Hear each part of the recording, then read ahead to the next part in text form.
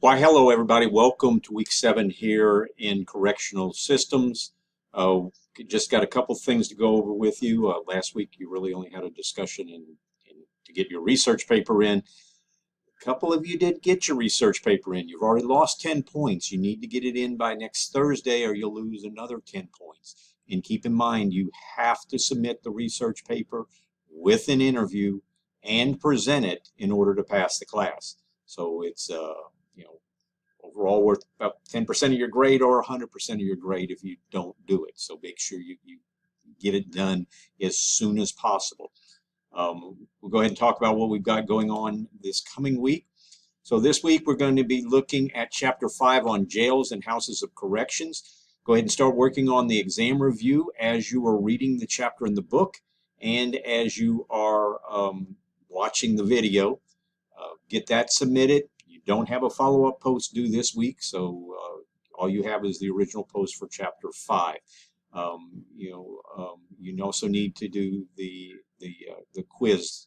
Actually, that says quiz 4, but oh no, that's telling you you have to have made at least a 70 on quiz 4. So you need to take the chapter quiz on Chapter 5, making at least a 100.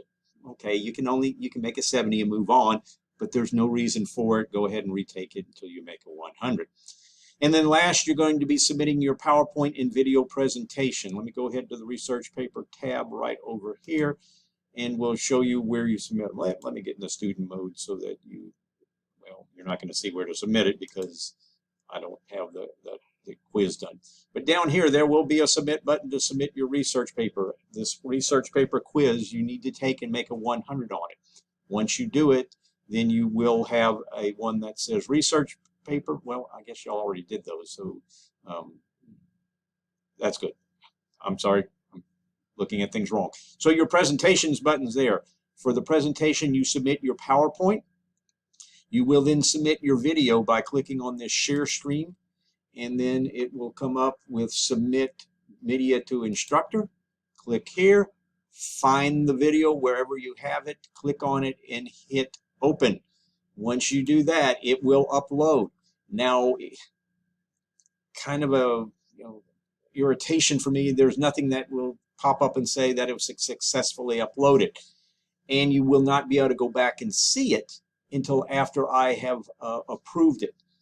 They've set it up that way because they've had some people post inappropriate videos. Hopefully they did it accidentally, but in one of the first week we had this, someone posted some pornographic material to one of the courses, so we have to set it up so that we have to approve them before they're visible. We will be doing a discussion based upon your videos, watching other students' videos, and then asking questions and then answering the questions.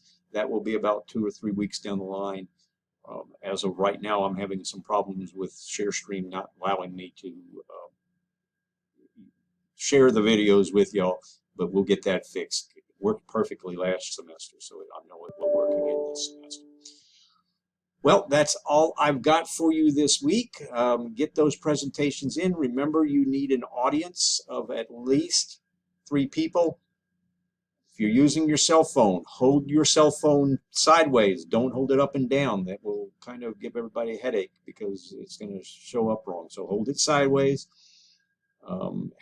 You shoot your audience, hand your phone to someone in the audience and tell them, hold it this way. Don't flip it around. I had one that did that. So they did their introduction, and then they handed the phone, and their person, so we're watching the video, kind of laying your head on the side to see it. So don't do that. Keep it the same direction. Okay, again, that's all I've got for you this week. I will talk to you again next week.